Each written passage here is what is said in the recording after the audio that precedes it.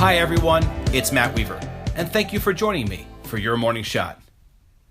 As real estate agents, time is an incredibly valuable and very limited asset. How much time you spend with each client on each individual transaction must be allocated appropriately in order to be of maximum service to your clients and for growing your business to the level you strive to achieve. One way that many successful realtors have found to help with this delicate balance is by doing upfront due diligence of their buyers, in particular, for assessing the creditworthiness of a particular buyer and the impact it has on their timeline for being able to submit an offer. With that in mind, we thought we might share some tips and hints we've learned over the years to help give you an edge and maximize your efforts. One of the most common concerns that arises when a prospective buyer is introduced to a mortgage lender is how having their credit pulled will affect their scores for getting qualified. It is first important to understand there are two types of credit pulls, most commonly referred to as soft or hard pulls. A soft pull is when a person or company checks your credit report as part of a background check and does not require your permission.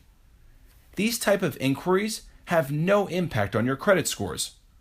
A hard pull is most associated with financial institutions or credit card issuers for use in making lending decisions. Hard inquiries may remain on your credit report for 2 years, but only influence a person's credit scores between 2 to 5 points, approximately. An additional piece of information to keep in mind, which is extremely important, when it comes to mortgage applications, the credit bureaus provide prospective buyers a 30-day window to shop around without any negative impact on that person's credit scores. This practice was deliberately put in place to help encourage prospective buyers to ensure they work with a lender they trust and will provide the best deal for themselves and their families. Another issue many buyers are unaware of is how credit card balances affect our scores. Conventional wisdom might say that having a zero balance on our credit cards would be best since it shows that we're capable of paying everything off. This, however, is not true and can unfortunately cost clients points off their scores unnecessarily. When we spoke to one credit company, they shared with us that maintaining a 25% credit balance on our cards provides for the greatest impact on our scores.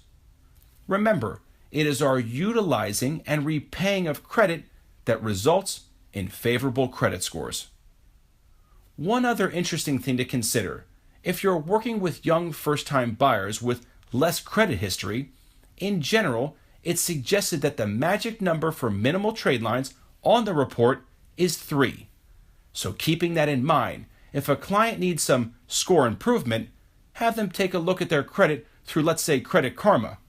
They might consider taking out a credit card and using the 25% balance rule to help them to get there where they want to be. Lastly, some great news in the way of regulatory updates. We learned that beginning July 1 of this year, excluding bankruptcies and foreclosures, public records added to credit reports after July 1 will be removed from credit reports once satisfied. An example, a judgment. Once it's paid, it will be removed. This is huge going forward. As a reminder, Your Morning Shot podcast can be found on Apple iTunes. Subscribe, rate our content. Please like us and share us on Facebook and LinkedIn. Today I'm so grateful for little tidbits of information that can give me the edge. I appreciate you joining me. Hopefully you can find a way to apply your shot into today. Until tomorrow, have a better day today than yesterday.